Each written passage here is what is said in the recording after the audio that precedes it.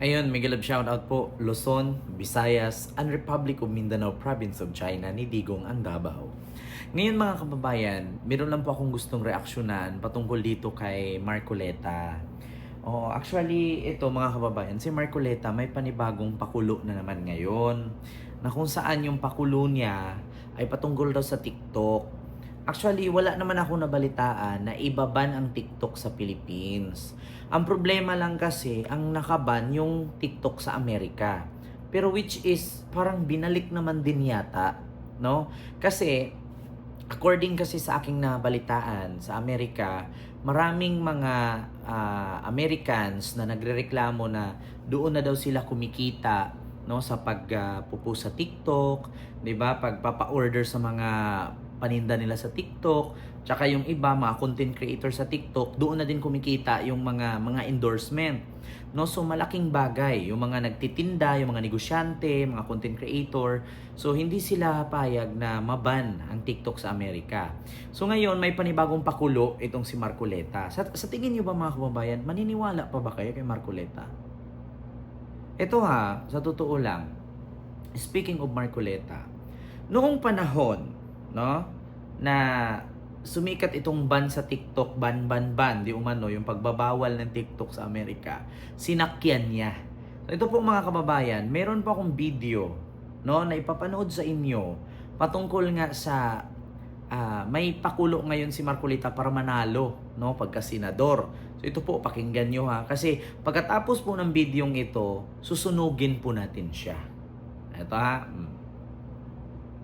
Mahigpit ko tinututunan ng House Bill 10489 na naglalayong ipagbawal ang paggamit ng TikTok sa Pilipinas. Halos 50 milyong Pilipino ang gumagamit ng TikTok. Marami ang gumagamit ito para sa kanilang kabuhayan, tulad ng live selling at e-commerce sa TikTok shop. Ito rin ang ginagamit na platform ng mga content creators at mga artists para i-promote ang kanilang produkto at servisyo. Ito rin ay mahalagang source ng entertainment, balita at informasyon. Ang sinasabi ng TikTok daw ay isang security threat ay walang matibay na bagyan at konkretong ebidensya na magpapatunay ito. Kaya tinututunan ko ang House Bill 10489 na kontra sa TikTok. Sana ay suportahan ninyo ako sa laban na ito. So ayun na nga mga kababayan. Ayun na mga kababayan. Oo, so si Marcoleta, kung ano-ano na lang talaga ang pinasok para manalo pagka senador. So pati TikTok ginamit na. Na which is kilala po si Marcoleta pagdating sa mga ganyan. Kasi gusto kong i-explain sa inyo Si Marcoleta, kung naalala nyo po, yung pinapatanggal ang prangkesa ng ABS-CBN noon, si Marcoleta ang isa. No? Si Marcoleta ang isa sa tumututol kung bakit pinapatanggal ang prangkesa ng ABS-CBN. Ngunit, nagulat ako, no, na tumututol siya sa pagtanggal ng prangkesa, pero sumuporta siya kay Duterte na nagpatanggal ng prangkesa. Hindi ko rin maintindihan eh. Ngayon mga kababayan, iboboto nyo pa ba siya? Siya nga mismo hindi maintindihan kung saan siya papabor, saan siya lulugar, saan siya kakampi. Nung panahon ng ABS-CBN, sinabi ni Duterte, kung hindi kayo magbayad, ipagbenta nyo na lang kay ipasara ko talaga yan.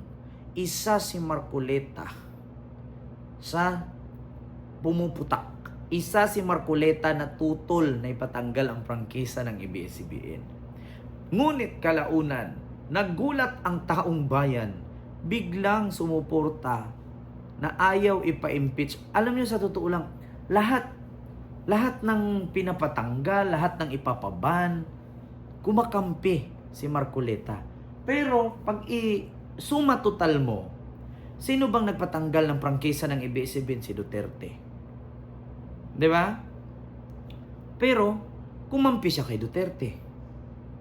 Tapos ngayon naman, narinig lang ang balita na binan ang TikTok sa Amerika kay wala naman daw sapat na basihan na security threat ang TikTok at ginagamit bilang espiya ng China sa Amerika, wala daw sapat na basihan na security threat ang TikTok at ginagamit ito ng China ng spy.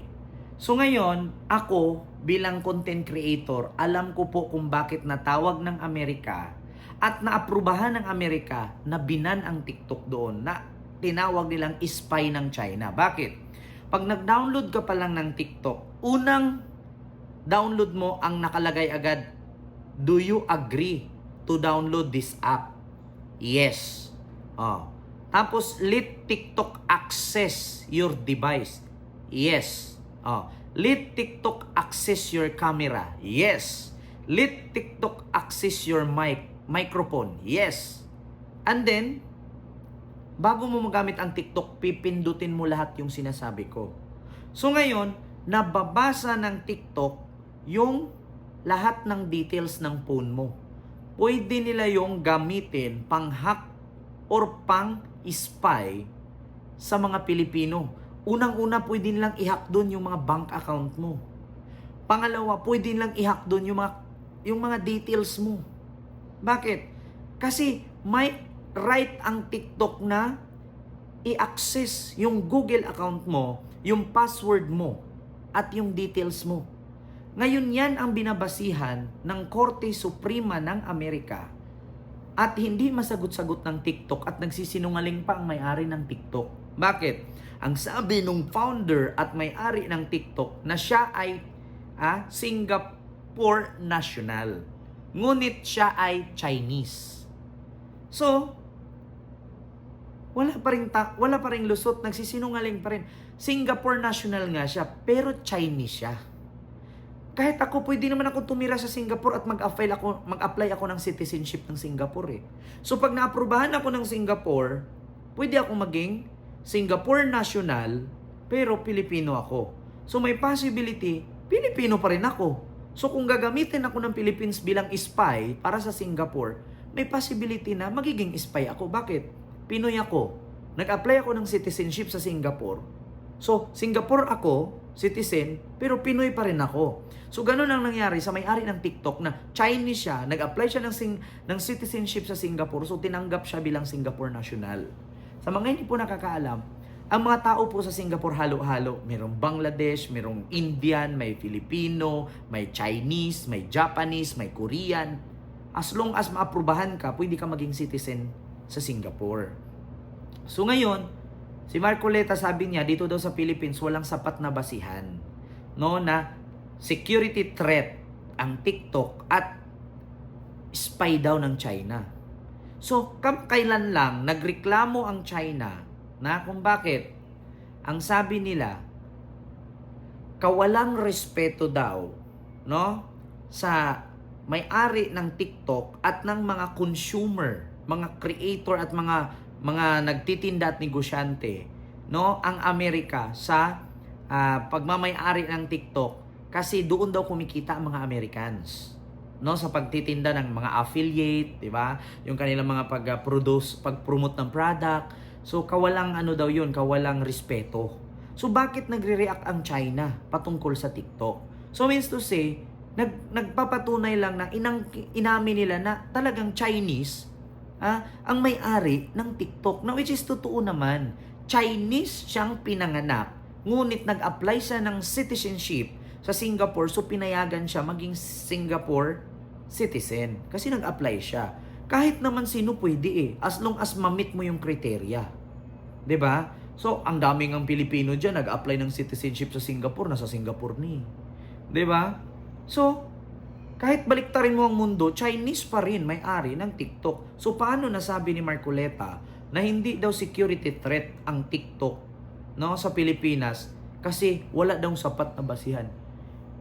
Hindi mo ba alam, ilan na ang nahuli? Meron na pang isa, engineer software student, nagtangkang i-hack ang account, no, ang website ng mga malls. Nagtangkang i-hack ang website ng EFP or Armed Forces of the Philippines at saka ang opisina ng presidente, yung website. So, sa ngayon, magtitiwala pa rin ba tayo sa China? Alam mo, sa totoo lang, Congressman Marcoleta, hindi na rin namin maintindihan. Di namin sure kung mananalo ka at di namin sure kung ibuboto ka. Bakit? Ikaw nga hindi mo maintindihan kung kanino kakampi. Nung nakaraan, sabi mo sa ABS-CBN, tutol ka, natanggalan sila ng prangkisa. Tapos ending, makadidiis ka pala. Tapos ngayon, naggawa ka na naman ng video na tutol ka na iban ang TikTok sa Pilipinas. Oh, para saan? Ginamit mo na naman TikTok para ma-promote ka na naman. Kahit nga siguro INC, hindi kayo bubuto eh. So yun lang mga kababayan. See you next vlog. God first.